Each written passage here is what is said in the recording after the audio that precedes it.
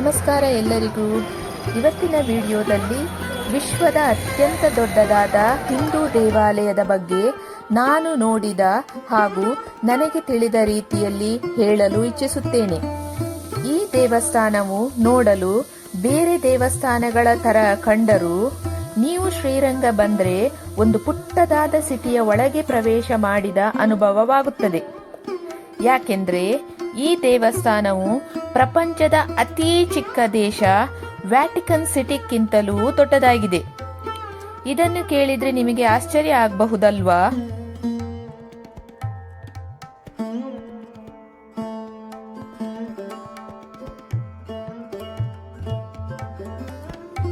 ಮುಖ್ಯ ದೇವಾಲಯದ ಗೋಪುರವು ರಾಜಗೋಪುರವಾಗಿದ್ದು ಇದು ಏಷ್ಯಾದಲ್ಲೇ ಅತಿ ಎತ್ತರದ ಗೋಪುರ ಎನ್ನುವ ಖ್ಯಾತಿಗೆ ಪಾತ್ರವಾಗಿದೆ. ಇದರ ಎತ್ತರ 236 ಅಡಿಗಳು. 21 ಗೋಪುರದಲ್ಲಿ ಒಂದು ಗೋಪುರವು ಚಿನ್ನದ ಗೋಪುರವಾಗಿದ್ದು ಇದನ್ನು ರಂಗ ವಿಮಾನವೆಂದು ಕರೆಯಲಾಗುತ್ತದೆ.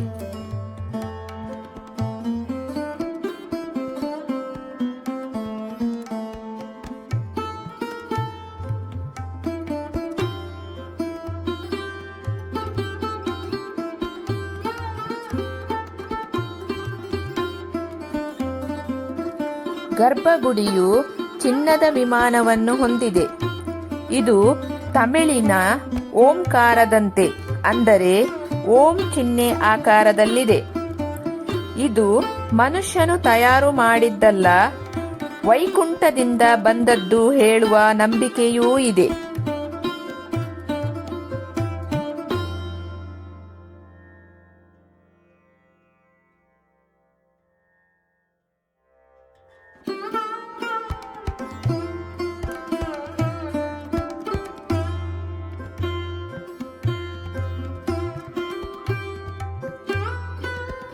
ಈ ದೇವಸ್ಥಾನವನ್ನು ಸುತ್ತಿ ನೋಡಲು ನಿಮ್ಮ ಕಾಲುಗಳು ತುಂಬಾನೇ ಸ್ಟ್ರಾಂಗ್ ಇರಬೇಕು. ನೀವು ತುಂಬಾ ಎನರ್ಜೆಟಿಕ್ ಆಗಿಯೇ ಇರಬೇಕು. ಯಾಕೆಂದ್ರೆ ಈ ದೇವಸ್ಥಾನದಲ್ಲಿ 7 ಆವರಣಗಳು ಹಾಗೂ 21 ಗೋಪುರಗಳು ಇವೆ.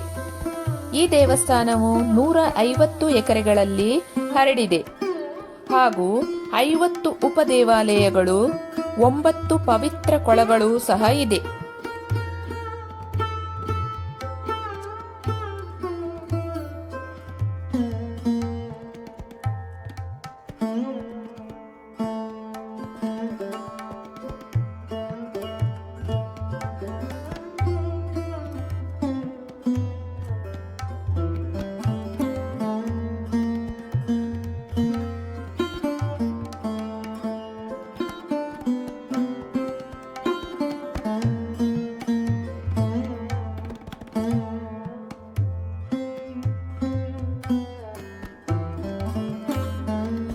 ಶ್ರೀರಂಗನಲ್ಲಿರುವ ರಂಗನಾಥ ದೇವರನ್ನು ಮೊದಲು ಬ್ರಹ್ಮದೇವರು ಪೂಜಿಸುತ್ತಿದ್ದರಂತೆ.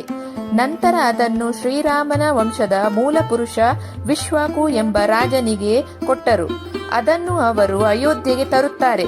ಕಾಲಕ್ರಮೇಣ ಅದನ್ನು ಶ್ರೀರಾಮ ಪೂಜಿಸುತ್ತಿದ್ದರು.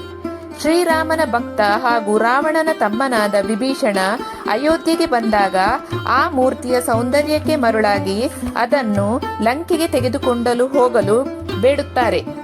ಇದಕ್ಕೆ ಶ್ರೀರಾಮ ಒಪ್ಪಿ ಎಲ್ಲಿಯೂ ಕೆಳಗಿಡಬಾರದು ಎಂದು ಆಜ್ಞಾಪಿಸುತ್ತಾರೆ. ವಿಭೀಷಣ ಈ ವಿಗ್ರಹವನ್ನು ತೆಗೆದುಕೊಂಡು ಹೋಗುವಾಗ ಶ್ರೀರಂಗಂ ಎಂಬ ಸ್ಥಳದಲ್ಲಿ ಸಂಧ್ಯಾ ವಂದನೆ ಮಾಡಲು ಮೂರ್ತಿಯನ್ನು ಕೆಳಗೆ ಇಟ್ಟು ಬಿಟ್ಟರು. ಸ್ನಾನ ಸಂಧ್ಯಾ ವಂದನೆ ನಂತರ ಲಂಕೆಗೆ ಹೊರಡಲು ಮೂರ್ತಿಯನ್ನು ಸ್ವಲ್ಪ ಸಹ ಎತ್ತಲಾಗಲಿಲ್ಲ. ಆವಾಗ ವಿಭೀಷಣ ವಿಷ್ಣುವನ್ನು ಪ್ರಾರ್ಥಿಸಿದಾಗ ವಿಷ್ಣುವು ನನಗೆ ಈ ಕ್ಷೇತ್ರವು ಇಷ್ಟವಾಗಿ ನಾನು ಇಲ್ಲಿಯೇ ನೆಲೆಸುವುದಾಗಿಯೂ ಹೇಳುತ್ತಾರೆ. ಈಗಲೂ ಸಹ ವಿಭೀಷಣನು 12 ವರ್ಷಗಳಿಗೆ ಒಂದು ಸಲ ಬಂದು ಶ್ರೀರಂಗನ ಪೂಜೆ ಮಾಡುತ್ತಾರೆ ಎನ್ನುವ ನಂಬಿಕೆ ಇದೆ.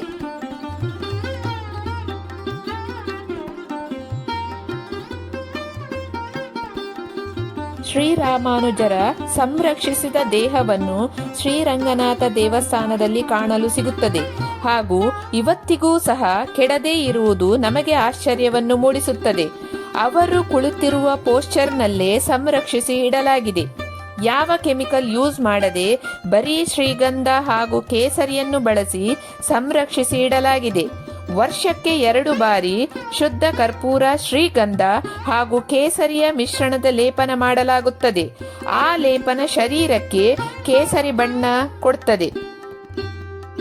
ಶ್ರೀರಂಗಂನ ರಂಗನಾಥ ಸ್ವಾಮಿಯು ಶ್ರೀಲಂಕಾ ಇರುವ ದಿಕ್ಕಿಗೆ ಅಂದ್ರೆ ದಕ್ಷಿಣಕ್ಕೆ ಮುಖ ಮಾಡಿ ನಿಂತಿದ್ದಾರೆ. ಈ ದೇವಾಲಯ ಕಾವೇರಿ ತಟದಲ್ಲಿ ಇರುವ 3 ರಂಗನ ದೇವಾಲಯಗಳ ಪೈಕಿ 3ನೆಯದ್ದು. ಇಲ್ಲಿ ನಡೆಯುವ ವೈಕುಂಠ ಏಕಾದಶಿಯ ಸಂಭ್ರಮಣೆಯನ್ನು ವರ್ಣಿಸುವುದಕ್ಕೆ ಸಾಧ್ಯವಾಗುವುದಿಲ್ಲ.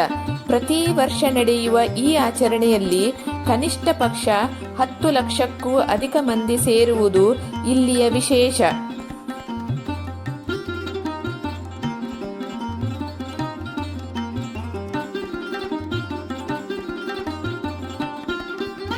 ಇದೇ ಗರ್ಭಗುಡಿ. ಇದರ ಒಳಗೆ ರಂಗನಾಥ ಸ್ವಾಮಿಯು ಹೊರಗಿದ ರೀತಿಯಲ್ಲಿ, ಅಂದರೆ ಇದನ್ನು ಇಂಗ್ಲಿಷ್ನಲ್ಲಿ ರಿಕ್ಲೈನಿಂಗ್ ಪೋಸ್ಚರ್ ಹೇಳ್ತಾರೆ, ಈ ಪೋಸ್ಚರ್ ಅಲ್ಲಿ ಕಾಣಲು ಸಿಗುತ್ತಾರೆ.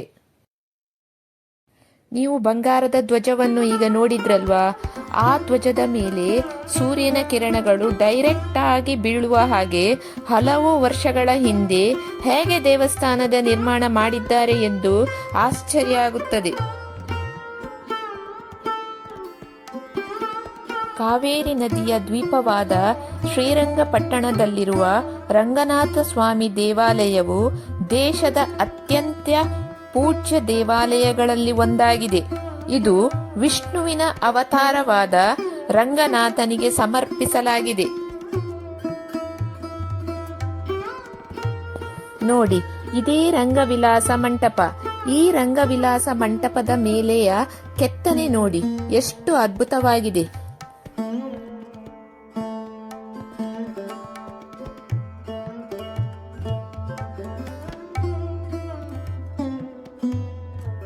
ನೋಡಿ, ಇದೇ ಸ್ವರ್ಗದ ಬಾಗಿಲು. ಇದೇ ಬಾಗಿಲಿನ ಹಿಂದೆ ರಂಗನಾಥ ಸ್ವಾಮಿ ದೇವರು ಇರುವುದು. ಇದು ಹಿಂದಿನ ಬಾಗಿಲು. ಈ ಬಾಗಿಲು ಮುಕ್ಕೋಟಿ ಏಕಾದಶಿ ದಿನ ಓಪನ್ ಮಾಡಿ ದೇವರನ್ನು ಹೊರಗೆ ತಂದು ಭಕ್ತರಿಗೆ ದರ್ಶನ ಕೊಡ್ತಾರೆ.